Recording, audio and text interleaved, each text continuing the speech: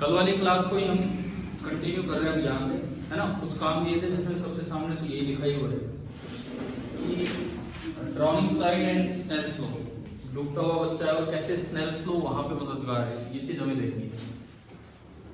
तो इसमें ये था, सवाल ये था कि यहाँ ये गार्ड है, लाइफ गार्ड जो उसको बचाने वाला है, और ये साइड है जो डूब रहा होगा, है ना। सपोज कुछ चीजें हैं जो मैं इसमें बनाता हूं, ये दूरी गार्ड और चाइल्ड के बीच की ये जो डिस्टेंस है, परपेंडिकुलर डिस्टेंस, ये मान लो हमें पता है। सपोज ये कंप्लीट डिस्टेंस है डी, कैपिटल डी, ये नॉन है, ठीक है। गार्ड कितनी दूर है इस इंटरफेस से, मतलब सैंड और वाटर इंटरफेस से, ये भी हमें पता है। मैं इसको बोल देता हूं D1, ये भी मुझे पता है, और मैंने इसको बोल दिया D1।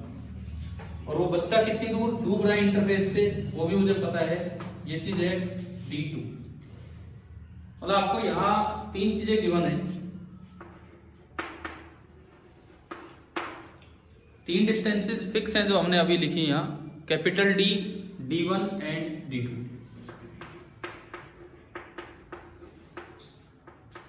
अब बात यह है कि कौन से रास्ते से उसे जाना चाहिए कि शॉर्टेस्ट पाथ में ये पहुंचे, कौन से रास्ते से जाए कि शॉर्टेस्ट पाथ में पहुंचे। ये पॉइंट G है, ये पॉइंट कैपिटल X हमने बोल दिया, कोई भी शायद एनसीईआरटी में ऐसे लिखा हो तभी दिए होंगे, और वो पॉइंट C। मुझे टाइम शॉर्टेज चाहिए, इधर स्पीड v1 है और उधर स्पीड है v2, तो मुझे v1 और v2 भी दिया गया है। तो देखो वेरिएबल पॉइंट x है, आप x पॉइंट को यहां भी ले सकते थे, x पॉइंट को यहां भी, आगे भी, कहीं भी। तो मुझे एक बार x की लोकेशन किसी तरह निकालनी कि भाई कहां तक मैं यूं जाऊं और फिर टर्न लूं, तो वो x हमारा वेरिएबल पॉइंट। अच्छा, ये दूरी कैपिटल D है, कंप्लीट दूरी। इस एंड से अगर मैं कहूं, एक एंड से, इस एक एंड से ये जो x पॉइंट है मैंने जनरल माना, और ये दूरी स्मॉल x ही मान ली, तो ये कितनी हो जाएगी D माइनस x, ठीक है। आपकी बुक में ये दिया होगा कि ये वाली लेंथ, मैं तो जनरल केस ले रहा हूं, कौन सा आता है कौन सा नहीं, ये वाली जो लेंथ है gx वो L1 दिया है, और xc L2 दिया है, और इधर स्पीड है v1 और उधर स्पीड है v2। यहां पे जो वेरिएबल आपका बन गया, वेरिएबल जो आपको बना वो है x। मुझे किसी तरह से ये x ढूंढना होगा, भाई कहां से मैं टर्न करूं, ये x मुझे ढूंढना है कि कैसे मैं वहां पहुंचूं। तो इसमें सबसे पहले आप टाइम निकालो, बिकॉज आपको एक चीज बोली है कि भाई जो टाइम है पहुंचने का, वो क्या करना होगा, मिनिमम। आपको केवल और केवल टाइम को मिनिमाइज करना है और कुछ नहीं। टाइम लिखे कैसे, वो तो बुक में भी लिख रखा है इन्होंने। टाइम कितना दिया है, t इज इक्वल टू भाई L1 speed cover, L1 distance cover की v1 स्पीड से, और L2 डिस्टेंस कवर की v2 स्पीड से, ये xc L2। जो टाइम लगा होगा वो होगा L1 by v1 plus L2 by v2। Variable only x है, यानी कि this should be a function of x, it should be a function of x। उसके लिए आप थोड़ी सी ज्योमेट्री का यूज कीजिए ताकि x आए यहाँ पे। L1 कितना, ज्योमेट्री पाइथागोरस, ये है ना L1, ये दूरी कितनी मानी हमने D1, और ये x। तो अगर मैं यहां से देखूं तो L1 कितना आ रहा है पाइथागोरस से, हाँ, under root x square plus D1 square. मैं अगर L1 लिखता हूं वो आ रहा है under root of x square plus D1 square, हो गया L1। L2 कितना, L2 उधर वाली ट्रायंगल देखो, उधर वाली D2 square plus D minus x का whole square, under root of D minus x का whole square plus D2 square. तो मेरे पास टाइम आ गया है जो फंक्शन ऑफ वेरिएबल x, समझ आ रहा है। मैं इनकी वैल्यू वहां पुट करूंगा अभी। तो मेरे पास जो टाइम निकल के आया t, वो निकल के आया L1 है under root of x square plus D1 square divided by v1 plus L2 है under root of D minus X का whole square plus D2 square divided by v2। Time आ गया as a function of x, एक variable का function आ चुका है time. ठीक है, क्या करना होता है, मैक्सिमम मिनिमम कैसे हम यूज करते हैं, क्या करें कि टाइम मिनिमम हो, x कैसे निकालें, dt बाई dx निकाल के और उसे कितना कर देंगे, 0 कर देंगे। ठीक है, अगर आप ये मैंने एक इक्वेशन बनाई, for t to be minimum, for t to be minimum आपको करना क्या होगा, dt by dx should be equal to 0। ये काम करना होगा। अगर आप t को मिनिमाइज करना चाहते हैं तो dt बाई dx को 0 करवाना ही पड़ेगा। क्लियर ना? तो अब इसमें एक बार अपनी बुक में आओ, पहले वहां हम देखें कि भाई वहां क्या चीजें दे रखी हैं, क्या है क्या नहीं, फिर करना तो है ही हमें सारा। वो जो ब्लू पेज वाला बना रखा था इन्होंने, पेज नंबर 319 पे देखिए, ड्रॉइंग चाइल्ड लैंडगार्ड एंड स्नेल्सलो। देखो इसमें लिखता है, इन्होंने बीच में t लिख रखा है, t is equal to L1 by V1 plus L2 by V2। उसके बाद क्या लिखता है, to make this time minimum one has to differentiate it with respect to the coordinate of x, जिसको हमने x ही बोला, उस पॉइंट का coordinate, and find the point x when t is minimum. Differentiation करके कितना करना होगा, 0। On doing all this algebra which we skip here, भाई ये स्किप वैसे ही लिख देते हैं एनसीईआरटी में, लेकिन पीछे भी हमने एक दो बार ये चीजें यूज की हैं जब हम सेकंड चैप्टर का रिवीजन ले रहे थे। हाँ वो भी था ना, उन्होंने एक चीज ओमिट कर दी कि पाथ पे डिपेंड नहीं करता वर्क डन इलेक्ट्रिक फील्ड का, लेकिन आगे फिर एक सवाल वो करवा रखा है। तो ये कुछ भी चीजें पूछ सकते हैं आपसे यहाँ पे। तो ये कहता है, तो आपको ये निकालना होगा यहाँ से, मतलब स्नेल्स लॉ ही प्रूव करना होगा, इस तरह का काम है ये। ठीक है, अब ये कैसे करें, इससे आगे कैसे करें बताओ। dt बाई dx, अगर आप मेडिकल हो चाहे नॉन मेडिकल, कोई बहुत भारी भरकम ये डिफरेंशिएशन तो है नहीं। ठीक है, मैं इससे निकालूं dt by dx, equation number 1 को मैं डिफरेंशिएट करूं, मैं यही जगह बनाता हूं, इधर ही करता हूं। इक्वेशन नंबर 1 को हम डिफरेंशिएट करें तो देखें, dt बाई dx, देखो चेन रूल टाइप काम है, 1 बाई v1 एक कांस्टेंट है, बाहर आ गया। इस पूरे को आप x मान लो, पूरे को थोड़ी देर के लिए x मान लो। रूट x का डिफरेंशिएशन क्या होता है, पावर आगे आएगी और पावर में एक कम होगा तो हाफ, और नीचे रूट x आ जाएगा, x की पावर माइनस हाफ आता है ना डिफरेंशिएशन। ये आपका आया 1/2 इंटू अंडर रूट ऑफ, वो जो भी था क्या था वो, x square plus d1 square into इसका डिफरेंशिएशन जो अंदर लिखा है, x स्क्वायर का तो 2x और d1 स्क्वायर का 0, तो ये इंटू में क्या बनेगा यहाँ 2x। बताओ ये डिफरेंशिएशन समझ आ रहा है, चेन रूल सिंपल है ना। आगे देखिए समझ कैसे किए, तो अगला देखिए और अगला बोलिए क्या होगा।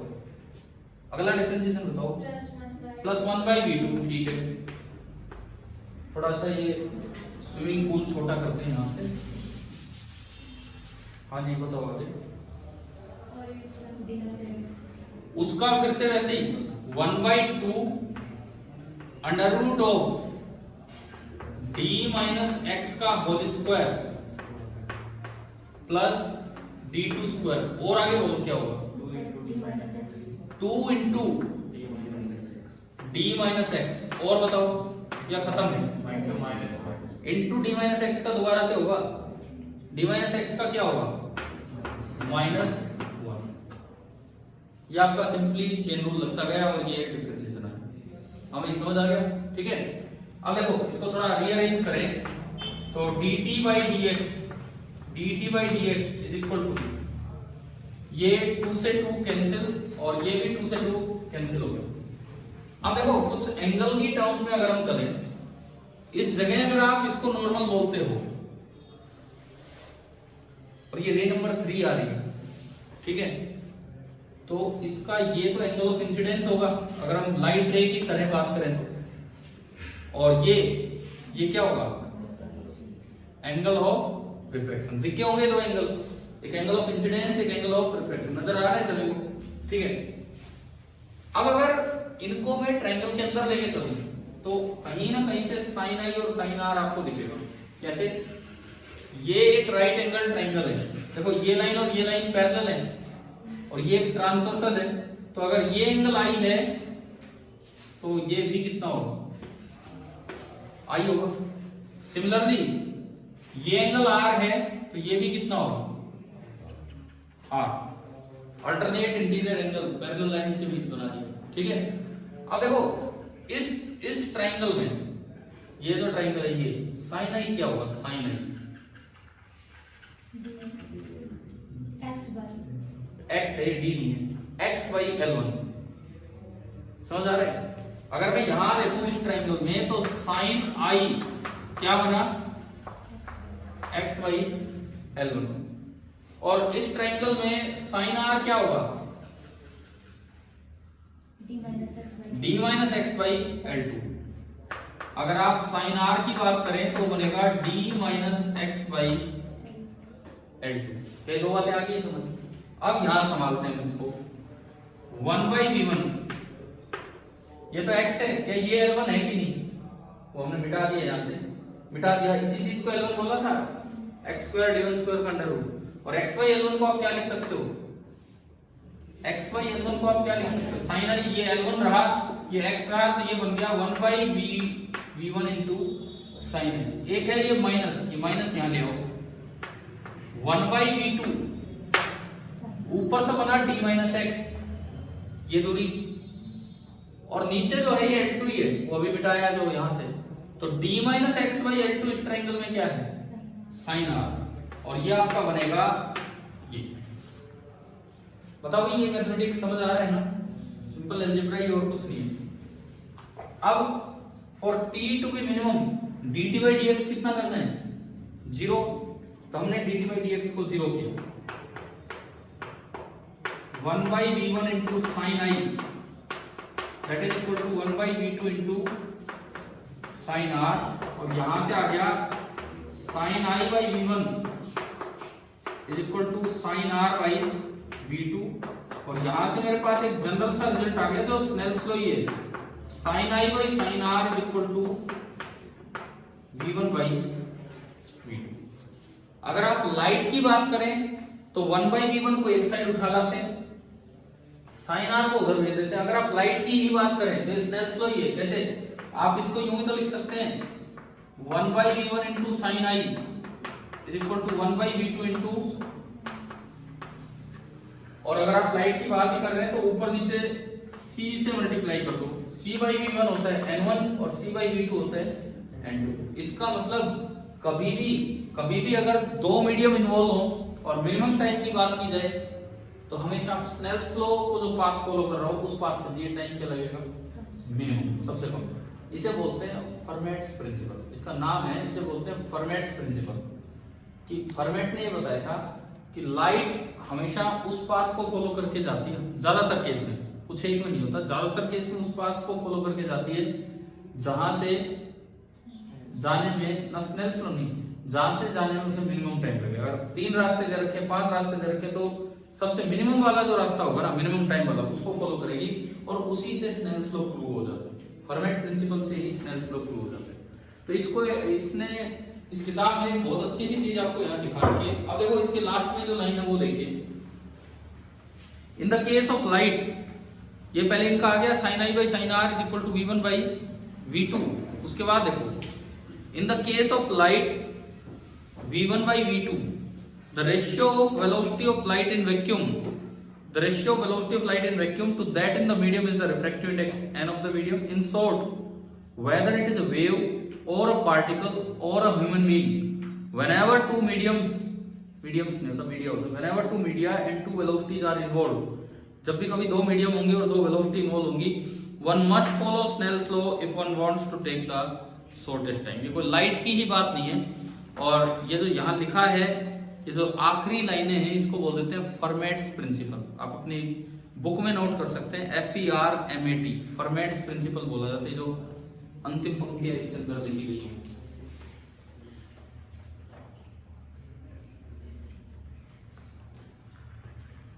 Formats, FERMAT, formats principal.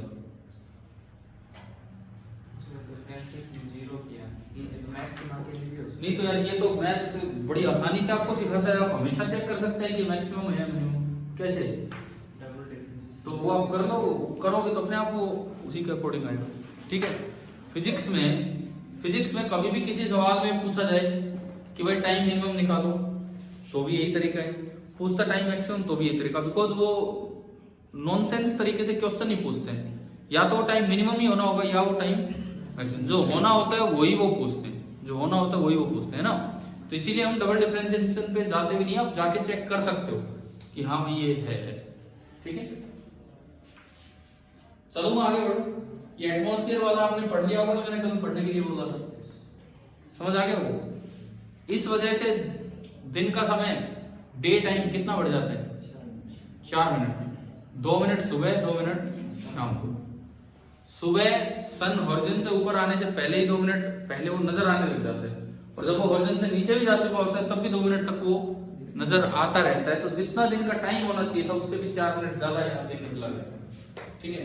और इसके नीचे एग्जाम्पल आ गया समझ, तो यूनिटरी मेथड टाइप एग्जाम्पल था, एग्जाम्पल 9.5। ये कहता है कि भाई पूरे 24 घंटे में पूरा 1 राउंड हो जाता है, तो 1 डिग्री शिफ्ट होने में कितना टाइम लगेगा भाई। 24 घंटे में पूरा 1 राउंड होना मतलब कितने डिग्री शिफ्टिंग होगी, सन क्या होगी 360 डिग्री, तो 1 डिग्री में कितना टाइम लगना है, यूनिटरी मेथड लगा दो उससे हो जाना, ठीक है। एक सवाल और दिया था एक्सरसाइज पे, अभी आ रहा हूं उस पे, लेकिन इस पे आप ध्यान देना, ये अभी तक आया नहीं बोर्ड में, ये वाला सवाल आया नहीं।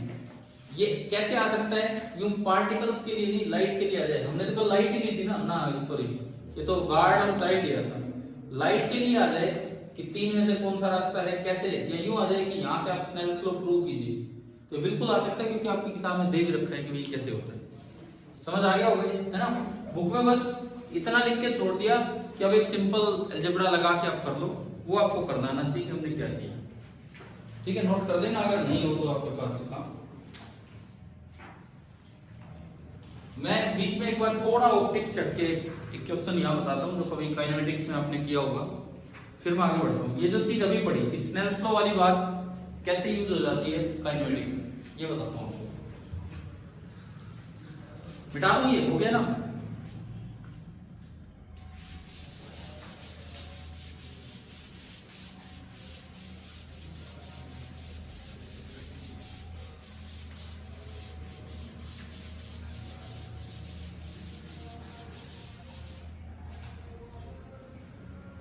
देखो एक क्वेश्चन है, शायद रोडो बुक में होगा, ये शायद है वहां पे, मुझे एक्जेक्टली क्वेश्चन रोडो सब ध्यान नहीं। उसमें ऐसा है कि ये कोई हाईवे है, ठीक है, और यहाँ आपकी डेस्टिनेशन है, ये आपका घर है, ये खेत है इधर इस तरह का है, और ये हाईवे है।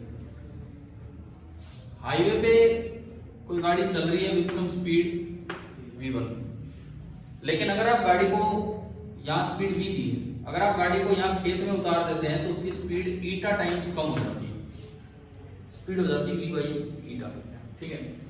ये यहाँ पे माइलस्टोन लगा हुआ है, मतलब कोई भी मार्क है हाईवे पे भाई यहाँ से रोड मुड़ता है।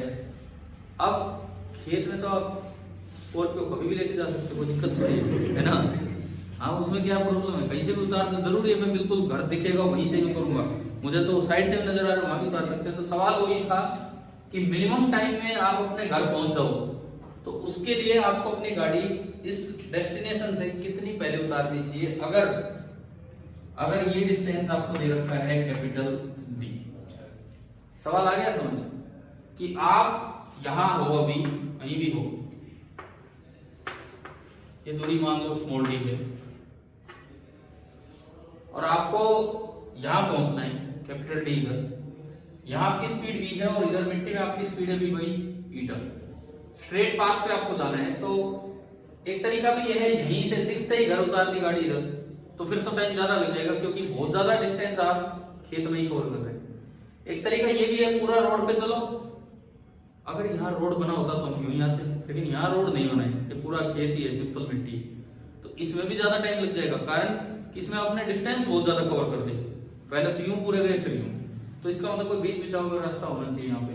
तो पूछा भी सवाल कि कहाँ से मुड़ना चाहिए कि आप शॉर्टेस्ट टाइम में यहाँ पहुंचे, ठीक है। +1 में जब बच्चे सवाल करते हैं या एरोडो सोल्व करते हैं, वो अपना काइनेमेटिक्स से टाइम निकालते हैं, फिर उसका डिफरेंशिएशन करते हैं dt बाई dx, समझ गए ना, जो अभी सिखाया वही। लेकिन अब हमने तो एक रिजल्ट सीख ही लिया, क्या रिजल्ट सीखा है व्हेनेवर, चाहे लाइट रे की बात मत करो, even two media are involve, अगर लाइट हो चाहे पार्टिकल हो, स्नेल्स लॉ वाले पाथ से आप जाओगे तो आपको टाइम मिनिमम लगेगा। वही काम करते हैं हम यहाँ। मान लो यहां कहीं आप मुड़े हो, यहां से एक्स डिस्टेंस पहले आप मुड़े, तो आपका जो पाथ है ना वो ये है। देखो आप पहले यूं आए और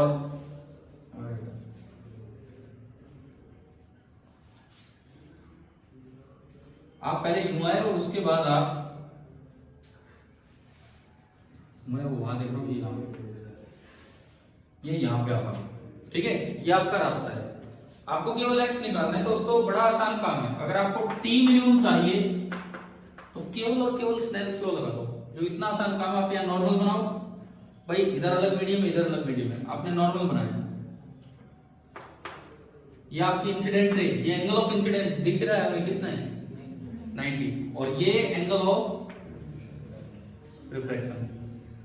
अभी अभी टी मिनिमम देने के लिए स्नेल्स लॉ। अब कोई रिफ्रैक्टिव इंडेक्स जैसी चीज नहीं है यहाँ, कोई रिफ्रैक्टिव इंडेक्स थोड़ी है। अभी हमने वो लाइफ गार्ड और वो साइड वाला क्वेश्चन किया, उसमें आया sin i by sin r is equal to v1 by v2, वो लाइट थोड़ी चल रही है। तो अब यही स्नेल्स लॉ यहाँ लगाएंगे, इधर स्पीड है v और इधर v by eta, तो इक्वेशन क्या बनेगी, sin i कितना 90 degree upon sin r is equal to, पहले इधर की स्पीड, इधर कितनी थी स्पीड v, और नीचे स्पीड कितनी है, मतलब मिट्टी की साइड v बाई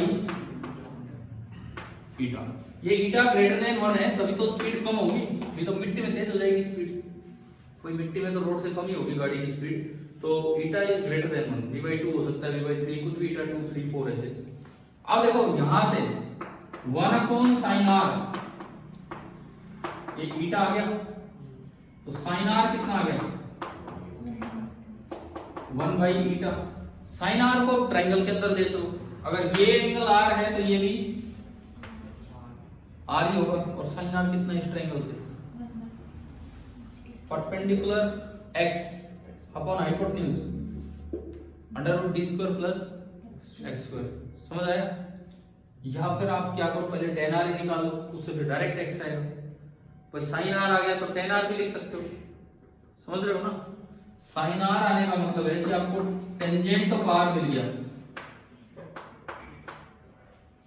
देखिए sin r वैसे आप सोचो परपेंडिकुलर अपॉन हाइपोटेन्यूज, और टेंजेंट r होता है परपेंडिकुलर अपॉन बेस, तो परपेंडिकुलर तो वही है और हाइपोटेन्यूज ये है, तो बेस बनेगा ईटा स्क्वायर माइनस 1। इतनी तो ट्रिग्नोमेट्री हमें आती है, समझ आ रहा होगा। ये तो क्या किया, ये p बाई h था तो वहां से पहले बेस निकाल दिया, हाइपोटेन्यूज स्क्वायर माइनस लिया और फिर ये कर दिया। और अब tan r से ज्यादा आसान है यहाँ पे पुट करना, नहीं तो फिर वो इक्वेशन सोल्व करनी पड़ती। tan r कितना है x by d 1 upon eta square minus 1, और यहां से x का आंसर आ गया d अपॉन अंडर रूट ईटा स्क्वायर माइनस 1। देखो अगर आपको ये रिजल्ट नहीं पता होगा, ये सवाल है IE हिरोडो जो बुक है आपकी फिजिक्स की, उसमें है कहीं ना कहीं ये सवाल काइनेमेटिक्स में। अगर आपको स्नेल्स लॉ नहीं पता तो आप क्या करोगे, आप डिफरेंशिएशन पे जाओगे।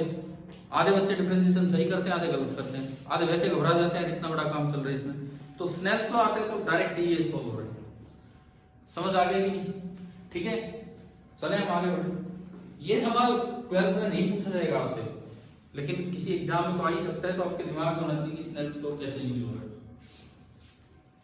इसके बाद देखो TIR ना, TIR क्या है, पहले मैं उस क्वेश्चन पे आता हूं जो एक एक्सरसाइज का काम कर दिया था, 16 दिया था ना आपको, कर दिया ट्राई।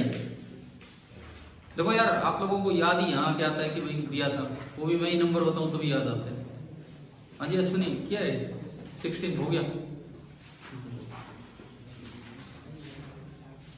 देखते हैं क्वेश्चन नंबर 16 देखिए। A small pin fixed on a table top, page number 347, question number 16। देखिए ध्यान दीजिए इधर।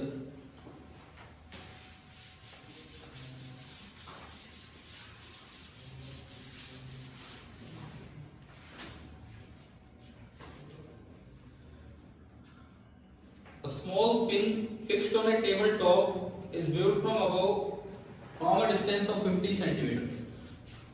एक टेबल के ऊपर कोई पिन लगा रखी है और ऊपर से इसे देखा जा रहा है 50 सेंटीमीटर ऊपर से इसे देखा जा रहा है।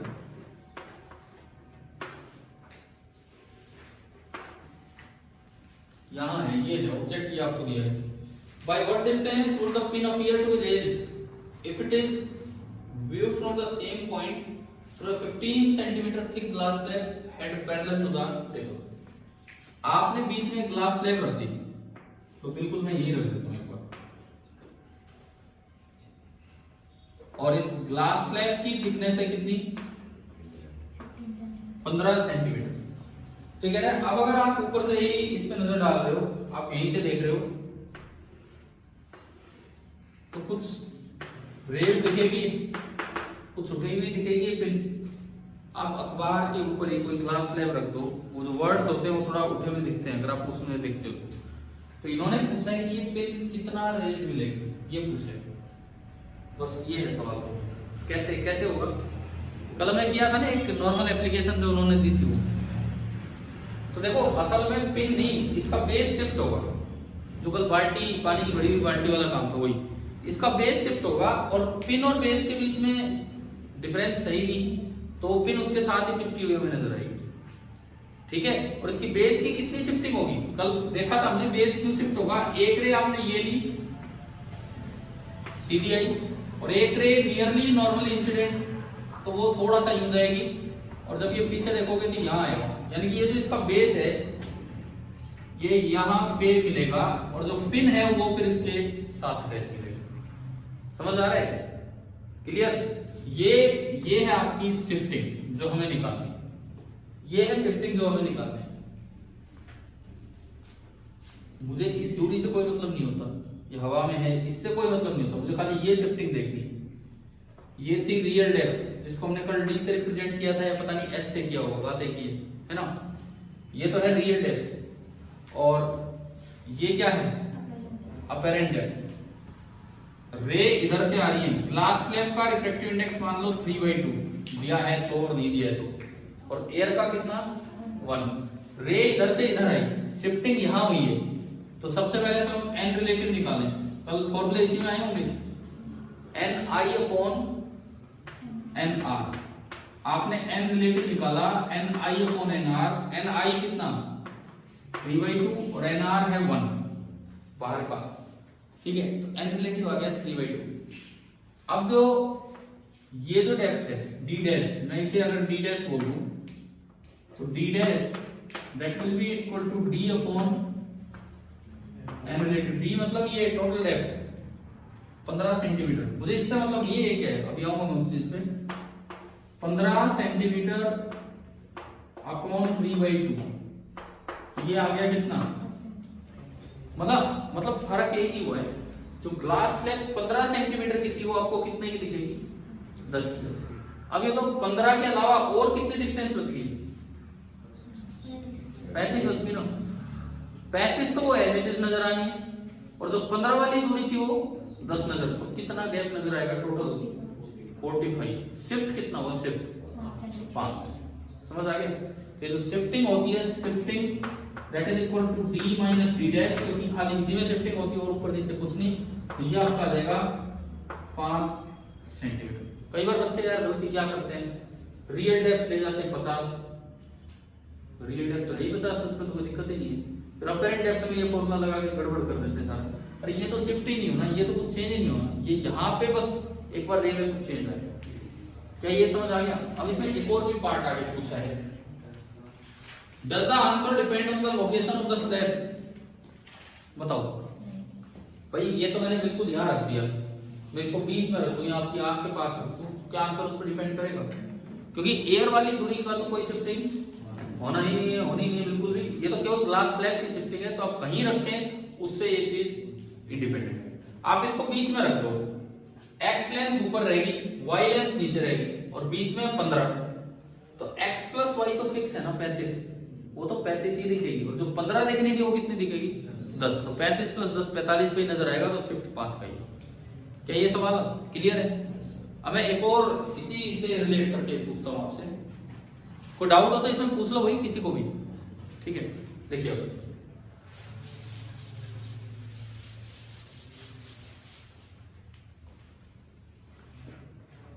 मान लो कहीं पे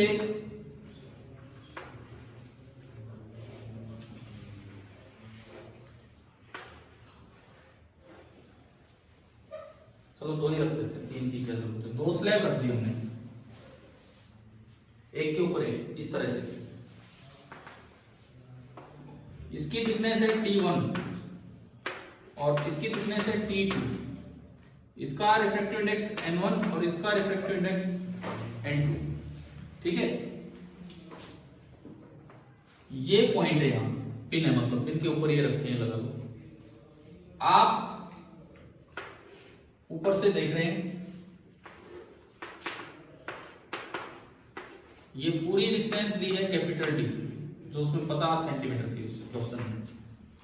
अब बताओ शिफ्ट कितना होगा, एक की बजाय अगर दो स्लैब आ जाए तो अब शिफ्ट कितना होगा ये बताओ।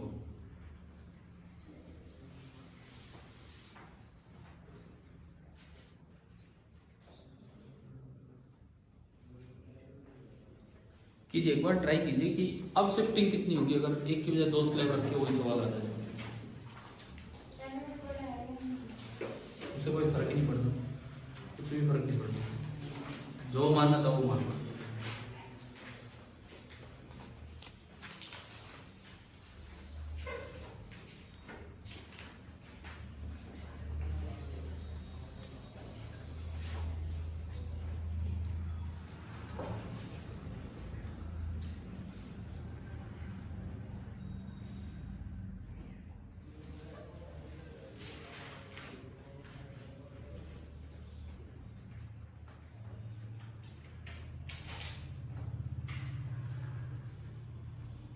हाँ जी, कर रहे हो ना भाई, ट्राई तो कर रहे हो।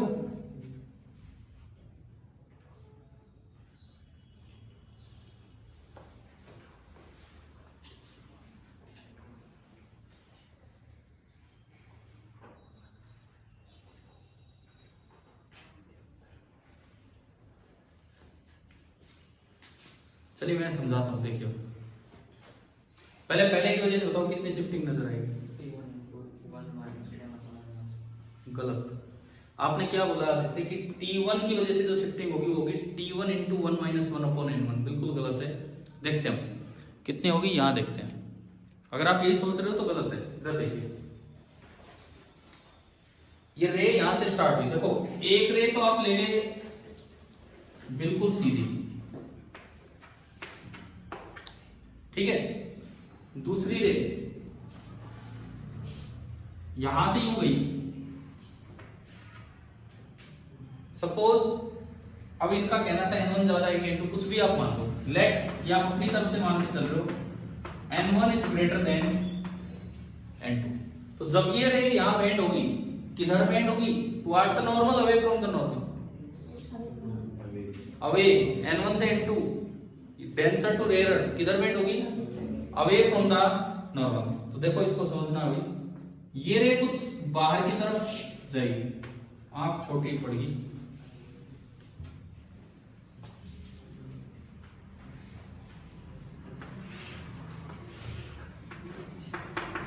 सुनो तभी तो रे आएगी आंख में। अब भाई अब शिफ्टिंग अभी देखते हैं हम, ये रे यहां आती दिखेगी तो जो T1 है वो तो इतना नजर आएगा, T1 डैश, समझ आ रहा है। वो जो T1 था वो हमें इतना ही नजर आएगा, जिसको मैं कहूं T1 डैश। T1 डैश क्या यहां तक क्लियर है कि नहीं? देखो लिखने का कुछ इतना खास है नहीं, समझने का है। कल का फॉर्मूला हम लगाएं, T1 dash is equal to T1 upon N relative. N relative कितना, Ni अपॉन Nr, याद है ना फॉर्मूले।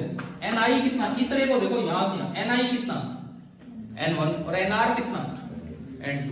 तो आपने N2 का तो कोई इस्तेमाल ही नहीं किया उसमें, तो ये आपका बना N1 अपॉन N2, ठीक है। मैंने ये इसमें पुट किया, तो जो T1 डैश आया मेरा, T1 डैश वो आ गया T1 अपॉन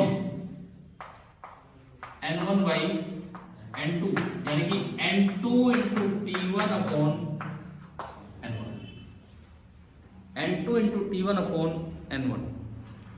पहले बताओ यहां तक समझ आ गया कि नहीं? ठीक है,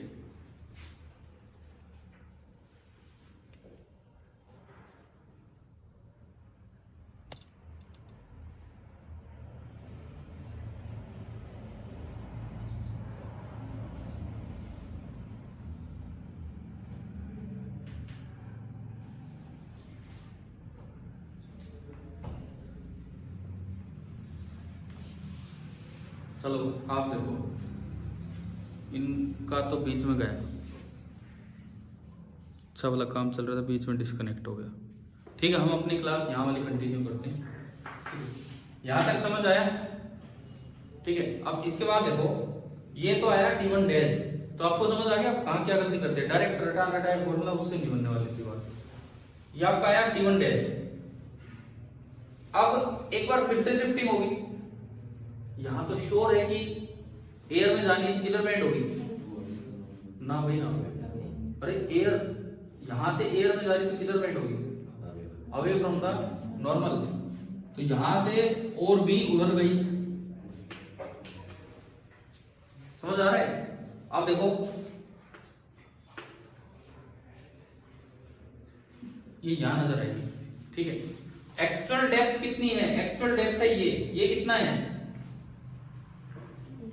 T2 प्लस T1 डैश, और आपको जो नजर आ रहा है वो केवल ये है जिसको मैंने कह दिया कितना T2 dash.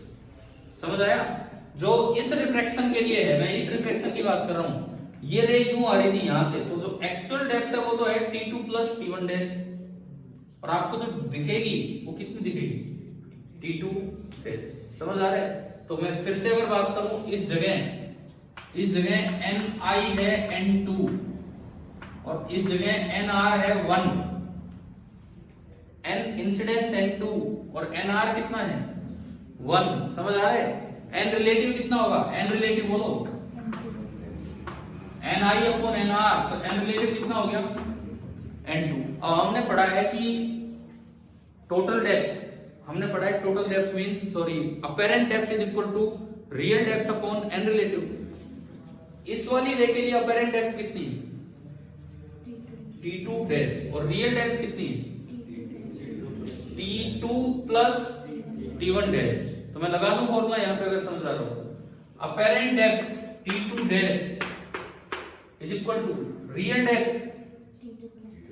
T2 plus T1 dash divided by N relative, और N रिलेटिव कितना है यहां, N रिलेटिव आपका कितना है N2।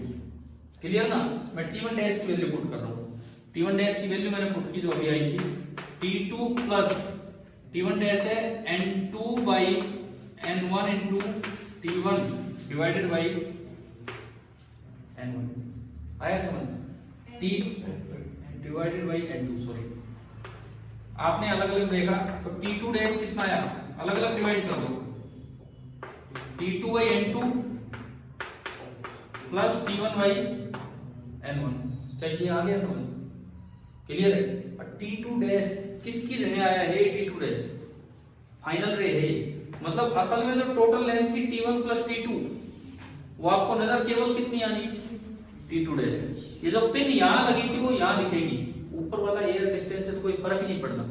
समझ आ रहा है? मतलब शिफ्ट अगर मैं बात करूं तो एक पिन यहां की यहां पहुंच गई, तो शिफ्ट ये है, दरअसल ये आपका शिफ्ट है। तो समझ आ रहा है यहाँ? तो अगर मैं शिफ्ट कैलकुलेट करूं कितना आ रहा है, देखिए पूरा कितना था ये T1 प्लस T2 और माइनस T2 डैश। तो अगर मैं यहाँ शिफ्ट कैलकुलेट करता हूं तो ये बन रहा है T1 plus T2 minus T2 dash. अब T2 डैश की वैल्यू मैंने पुट की, T2 डैश ये बैठा है, T2 डैश ये है, जब आप इसमें पुट करोगे तो ये बनेगा T1 minus T1 by N1 plus T2 minus T2 by N2। ये आपका आया टोटल शिफ्ट। एक बार देख लो, ये उसमें T2 डैश पुट किया तो अलग अलग मैंने अरेंज कर दिए। आ रहा है क्या समझ? अगर एक ही स्लैब होती, सुनो, केवल एक स्लैब होती है तो उसकी वजह से सिर्फ यही आना था। अगर केवल एक स्लैब होती तो वो जो बेस T1 नीचे था वो T1 by n relative n1 ही बनता, वो T1 बाई n1 पे दिखता तो शिफ्ट कितना होता, T1 minus T1 by n1। अगर केवल ये स्लैब होती तो इतना ही होता, लेकिन अगर दोनों स्लैब हैं तो टोटल शिफ्ट तो अलग अलग जोड़ दो। लेकिन अब मैं आपसे पूछूं क्या ये सिर्फ पहली स्लैब की वजह से? नहीं, पहले स्लैब की वजह से तो कुछ और ही बना था। आपने पहले स्लैब की वजह से T1 डैश निकाला था, क्या ये T1 dash T1 by n1 बन रहा था? नहीं बन रहा था ना, वो तो कुछ और ही था, उसमें n2 भी आ गया। लेकिन हमारी किस्मत ऐसी है कि बाई चांस लास्ट फॉर्मूला ऐसा बन जाता है कि अगर ऐसी ऐसी 5 स्लैब भी पैरेलल में रख दी जाए तो अपरेंट शिफ्ट निकालना, टोटल शिफ्ट निकालना बड़ा आसान है। वैसे अगर इंडिविजुअल एक स्लैब होती तो उसके कारण शिफ्ट कितना होता, T minus T by N. दूसरी स्लैब होती T minus T by N, दोनों एक साथ रखी है तो ना पहले का शिफ्ट वही रहेगा ना दूसरे का शिफ्ट वही रहेगा, लेकिन टोटल शिफ्ट ऐसे ही आएगा जैसे कि आपने दोनों को अलग अलग निकाल के ऐड कर दिया। क्या ये बात समझ आ गई? ठीक है, अगर मल्टीपल स्लैब पे ये सवाल आ जाए तो आपको ढंग से करना है। यहाँ सिंगल स्लैब का दिया है तो आने को तो आ सकता है मल्टीपल स्लैब। क्लियर होगी नहीं ये बात? अब देखो जैसे अगर आपके वही है, इस बार ऑब्जेक्टिव भी आने, कंप्रिहेंशन टाइप के स्टडी टाइप ऑब्जेक्टिव भी आने, तो इस पे अगर कोई बना के देना चाहे, मैं कुछ बिठा दूं अगर हो गया समझ आ गया तो। इस पे अगर कोई क्वेश्चन की तरह देना चाहे आपसे तो यूं हो सकता है, एक ये स्लैब है, इसकी थिकनेस है 10 सेंटीमीटर, एक ये स्लैब इसकी थिकनेस है 10 सेंटीमीटर और इसका जो रिफ्रैक्टिव इंडेक्स है वो आपको दे दिया 5। ठीक है, इसके ऊपर एक दूसरी स्लैब रखी है,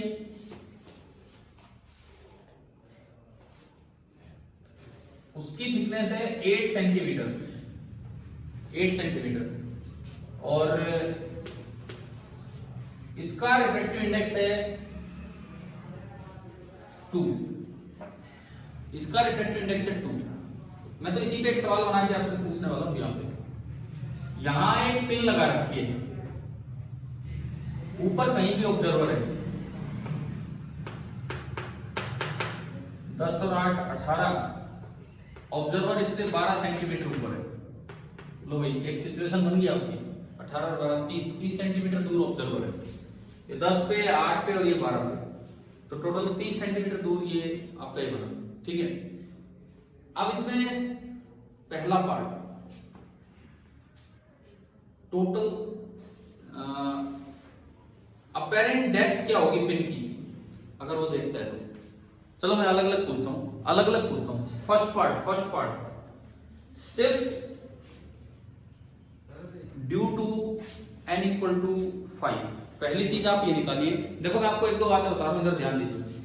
shift due to n equal to 5, फिर total shift and apparent depth कीजिए, दो तीन चीजें कैलकुलेट कीजिए, बातें नहीं करनी है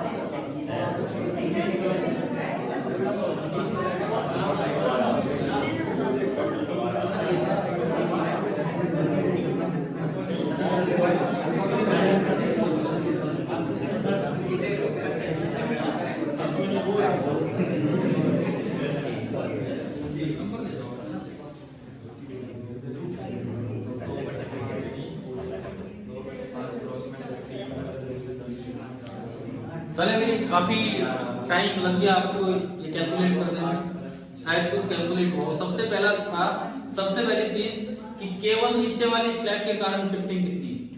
तो देखो आपने अभी कैलकुलेट किया था यहाँ पे, केवल नीचे वाले स्लैब की वजह से वो T1 डैश जो था ना वो ये था,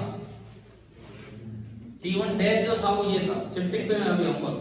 T1 डैश ये था, it means N2 by N1 into T1, N2 by N1 2/5 into T1 कितना है 10, 4 आ गया। ये 4 पे दिखेगा, ये बेस 4 पे दिखना चाहिए पहले के कारण, केवल पहले के कारण। तो पहले के कारण शिफ्ट कितना है 6 सेंटीमीटर, समझ आया। पहले के कारण तो शिफ्ट है 6 सेंटीमीटर, लेकिन टोटल शिफ्ट कितना होगा, टोटल शिफ्ट उसका डायरेक्ट फॉर्मूला है, टोटल शिफ्ट का डायरेक्ट फॉर्मूला है अभी लिखा हमने, T1 minus T1 by N1 plus T2 minus T2 by N2। वो देखो अब T1 by N1 कितना 10/5, 2। T1 में से T1 by N1 घटाओ, 10 में से 2 घटाया 8, इसके ये 8 आया, लेकिन इसके कारण 8 का शिफ्ट नहीं है, आपने अभी निकाला। इसके कारण शिफ्ट कितना आया था 6 का आया था ना, लेकिन जब वो फॉर्मूला लगाएंगे तो यहां से तो नजर आएगा 8 और वहां से 8/2 4 एंड 8 minus 8/2 8 minus 4 तो यहां से तो कितना आ रहा है 8 आ रहा है, कितना है वो 8 और ये 4, तो टोटल शिफ्ट कितना है 12 का शिफ्ट है। लेकिन ऐसा नहीं कि नीचे वाले की वजह से 8 का शिफ्ट हुआ है। असल में अगर 12 का शिफ्ट है वो किसी भी कारण से रहो, टोटल शिफ्ट 12 का है, लेकिन नीचे वाले का रोल उसमें 6 का ही था, इस तरह का। क्लियर है? तो टोटल शिफ्टिंग आ गई समझ। अब आपसे पूछा जाए कि ये पिन कितनी दूर दिखेगी आंख से, शिफ्ट 12 का हुआ है, पहले कितनी दूरी थी, पहले कितनी दूरी है 18 थोड़ी है यार, आंख से दूरी 30 है ना, 30 है, और शिफ्ट कितना हो गया 12 का, तो अब कितने में दिखेगा 18। तो ये इस तरह से 3-4 पार्ट बना के दे सकते हैं। आप बताओ ये वाला एग्जांपल समझ आया कि नहीं है, क्लियर हो गया है ना ये, ठीक है। देखो अभी तो वही काम चल रहा है, कल का ही डिस्कशन चल रहा है, अभी तक कोई नया काम स्टार्ट भी नहीं हुआ है, केवल और केवल कल वाली चीजें ही जारी हैं जो हम आगे बढ़ा रहे हैं। और आपने वो, अब मैं उस पर नहीं आ रहा हूँ, आपने पढ़ लिया होगा एटमॉस्फेयर वाला पार्ट, एक तो सन की ओवल शेप है और एक ये दिन का बढ़ना कम होना, ये सब आप देख लेना। चलिए हम जो अगला टॉपिक है आपका सिलेबस का भी नेक्स्ट टॉपिक यही था, कौन सा, टोटल इंटरनल रिफ्लेक्शन। जब शुरुआत हो पाएगी आज तो, और यार आप लोग काम करके लाया करो, मैं एक दो सवाल देता हूँ वो भी नहीं करके लाते हो। टोटल इंटरनल रिफ्लेक्शन,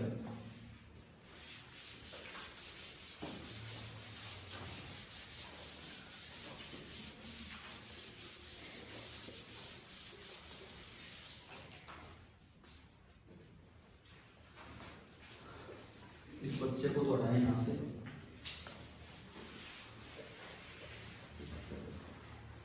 देखिए टोटल रिफ्लेक्शन होता क्या है, सिंपली टोटल रिफ्लेक्शन का क्या मतलब है कि इधर कोई डेंसर मीडियम है, नीचे ऊपर कोई रेयरर मीडियम है, नीचे डेंसर मीडियम है और ऊपर रेयरर मीडियम है। तो अगर आप यहां से कोई रे लेते हैं, आप यहां ऑब्जर्वर बना दें, ये कोई भी ऑब्जेक्ट नीचे पड़ा हुआ है, एक ऑब्जर्वर यहां है ट्रांसपेरेंट मीडियम और एक ऑब्जर्वर यहां है, तो चाहे ट्रांसपेरेंट मीडियम हो, ये ऑब्जेक्ट ना इसको तो नजर आ रहा होगा लेकिन इसको नजर नहीं आता है, यही होता है TIR। क्या होगा आप देखते हैं, ये नजर ही नहीं आएगा। आप थोड़ा साइड में जाके देखो, आपको नीचे की चीज नहीं दिख रही होगी यहाँ पे, कैसे क्यों ऐसा है वो सुनिए। यहां से आपने कोई रे ली, नॉर्मली इंसिडेंट रे सीधी जाएगी, ठीक है। आप अगर रे थोड़े एंगल पे लेते हैं, यहां मैं नॉर्मल डालू, ये angle of incidence denser to rare जाएगा तो किधर बेंड होगी, अवे फ्रॉम द नॉर्मल। तो ये जो रे है ये कुछ यूं गई, जहां भी यहां पे भी ऑब्जर्वर बनाओगे तो नजर आ जाएगी, ऑब्जेक्ट नजर आ रहा है, ठीक है। आप थोड़ा सा और साइड में जाओ, जैसे जैसे आप आगे बढ़ोगे ये जो आई के मुकाबले आर बढ़ता जा रहा है तेजी से, आर तो और भी ज्यादा ही हो रहा है, तो एक स्टेज ऐसी आती है जहां पे जाके एक ऐसे पर्टिकुलर एंगल पे आप चलेंगे जिसे आई सी से रिप्रेजेंट कर देते हैं या कैपिटल सी भी बोल देते हैं, क्रिटिकल एंगल। यहां जाके रे यू निकलती है, बिल्कुल यू, और ये एंगल कितना है 90 डिग्री। क्या ये टीआईआर है कि नहीं है? बताओ, क्या ये टीआईआर है या नहीं है? ये नहीं है टीआईआर, ये रिफ्लेक्शन कहां है? ये तो रिफ्रैक्शन है। लेकिन इसके बाद अगर आप थोड़ा भी और आई लेंगे, इसके बाद अगर आप थोड़ा भी और आई बढ़ाएंगे कहीं भी इस इंटरफेस पे,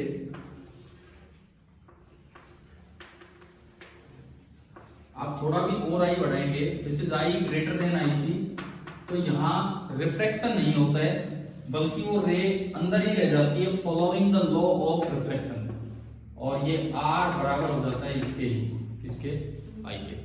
ये जो स्टेप है ना, ये इसको क्या बोलते हैं? TIR, total internal reflection. अब अगर उधर ऑब्जर्वर होगा तो उसको ये ऑब्जेक्ट नजर नहीं आना है, ये सिंपली आपका टीआईआर होता है, टोटल इंटरनल रिफ्लेक्शन। ये तो सिंपल सी बात है ना। अब आईसी की वैल्यू क्या होती है क्रिटिकल एंगल की? उसके लिए आप इस जगह स्नेल्स लॉ लगाओ, इस जगह आप स्नेल्स लॉ लगाओ, अप्लाइंग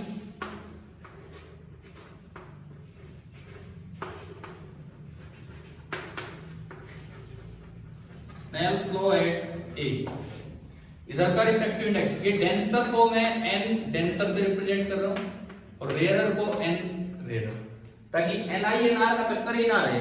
जब भी मैं क्रिटिकल एंगल की बात करूं तो मेरे दिमाग में रहेगी एक एन डेंसर है जो ज्यादा है और एक एन रेयरर है जो कम है।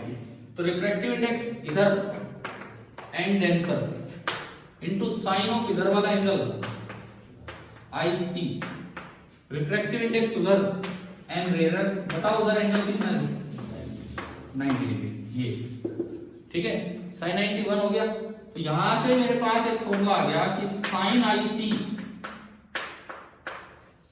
सी that is equal to N R upon N D. ये एक फॉर्मूला आ गया, sine i c that is equal to N rarer upon N denser, या आई सी बोले sine inverse N R upon N D. Clear है ना? ये सीधा फॉर्मूला तो हमें याद रखना ही रखना है क्रिटिकल एंगल निकालने के लिए। ये तो टीआईआर की शुरुआत है। टीआईआर होता क्या है ये समझ आ गया, ठीक है। अब देखो, अगर डेविएशन पूछा जाए आपसे, जब तक रिफ्रैक्शन हो रहा है, जब तक रिफ्रैक्शन हो रहा है तो जो डेविएशन है वो होता है बड़े में से छोटा घटा दो। यहां कौन बड़ा है, आई की आर? आर, तो डेविएशन कितना होगा आर माइनस आई, ठीक है। यहां भी डेविएशन बड़े में से छोटा घटा दो, फिर यूं जानी थी और ये इतना उड़ गई। क्रिटिकल एंगल पे डेविएशन कितना होगा 90, मत बोलो उसको रेडियन में बोला करो क्योंकि मुझे वैल्यू नहीं पता आई सी की। तो पाई बाई 2 माइनस आई सी। यहां डेविएशन कितना है, यहां रिफ्लेक्शन में डेविएशन होता है 180 degree minus 2 times angle of incidence. कैसे देखिए, इस रे को मैं आगे बढ़ाऊं तो भाई ये है डेविएशन, ये है डेविएशन, ठीक है। ये डेविएशन कितना है पूरा 180 डिग्री, और दो बार आई और आई 2i बराबर ही तो है, रिफ्लेक्शन लॉ लग रहा है। तो ये डेविएशन होगा 180 डिग्री मतलब पाई माइनस 2i। कहीं भी डेविएशन पूछा जाए तो अलग अलग चलेगा, इस तरह से चला, ठीक है। अब देखो, ये क्वेश्चन आ सकता है कि टीआईआर का केस दिया गया आपको, कोई केस स्टडी में कुछ भी बना के दे सकते हैं। एक सवाल ये आ जाए कि इस डेविएशन को आई के साथ प्लॉट कीजिए, इस डेविएशन को आई के साथ प्लॉट कीजिए, मतलब आपसे ये पूछ लिया जाए कि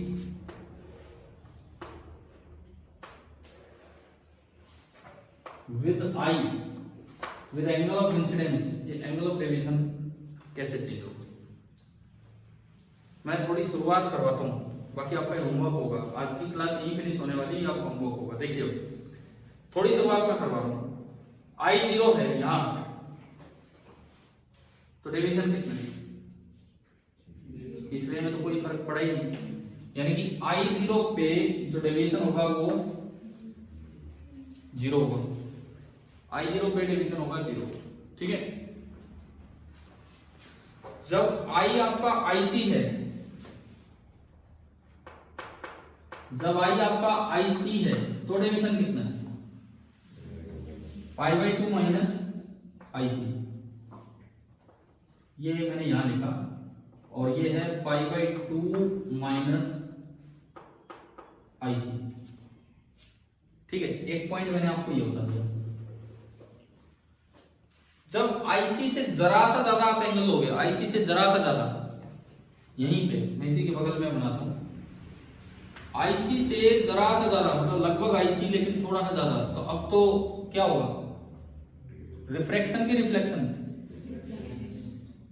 रिफ्लेक्शन या रिफ्रैक्शन, रिफ्लेक्शन होगा, और ये रे अंदर ही आना नहीं, ये जो एंगल है, angle of incidence, this is slightly greater than IC, जिसको भी आप क्लियरली IC बोल सकते हैं। तो अब डेविएशन कितना होगा, π-2 IC, IC पे डेविएशन कितना था, π/2 माइनस IC, मैं थोड़ी जगह बनाऊंगी, 90 कुछ ज्यादा आ रहा है इधर तक। देखो अगर आप यहां देखते हैं यहां, तो ये डेविएशन है π/2 माइनस IC। अब मैं बात कर रहा हूं जस्ट IC से जरा सा आगे, और डेविएशन कितना हो गया, π-2 IC। आपने इसको तो जरा सा बढ़ाया, π-2 IC इसका डबल है कि नहीं, अगर मैं इसको 2 से मल्टीप्लाई कर दूं तो कितना आ रहा है, π-2 IC। तो यहाँ पे एकदम डिसकंटिन्यूटी आएगी, ग्राफ में डिसकंटिन्यूटी आएगी, और ये बन जाएगा 2 टाइम्स π/2 माइनस IC, और इसी जगह ये ग्राफ यहां से शुरू होगा। समझ आ रहा है क्या, समझ आ रहा है क्या होने वाला है, ग्राफ यहां से यहां तक जाएगा, यहां पे डिसकंटिन्यूटी आने वाली है, क्लियर है, और उसके बाद I जो है ज्यादा से ज्यादा I आपका हो सकता है π/2, ज्यादा से ज्यादा I होता है π/2, 90 डिग्री। भैया बढ़ता चले बढ़ता चले बढ़ता चले, 90 डिग्री का मतलब है कि आपने ऑब्जेक्ट लगभग यही रख दिया, ऑब्जेक्ट लगभग यही रख दिया, तो उस में कुछ भी नहीं हो पाएगा, वो हो जाता है क्या बोलते थे उसे, एक तो नॉर्मल ग्रेजिंग इंसिडेंस, वो हो जाता है ग्रेजिंग इंसिडेंस, कि 90 डिग्री पे गई तो ऐसे ही टच करते हुए निकल गई, तो 90 डिग्री पे फिर दोबारा से आपका डेविएशन कितना होता है, 0। मैंने आपको 4 पॉइंट दे दिए, मैंने ग्राफ बनाने के लिए आपको 4 पॉइंट दे दिए। अब आपको ना ये ग्राफ बना के लाना है डेविएशन का एंगल ऑफ इंसिडेंस के साथ ग्राफ। TIR के एप्लीकेशंस कल स्टार्ट करते हैं, ठीक है। अपनी NCERT बुक साथ रखना और इसी के अकॉर्डिंग हम चलेंगे। मैं एक बार ये देख लेता हूँ इसमें आप क्या पढ़ सकते हैं, पढ़ लेना। TIR की एप्लीकेशन पढ़ने का मन करे तो कल कंटिन्यू करते हैं इसको।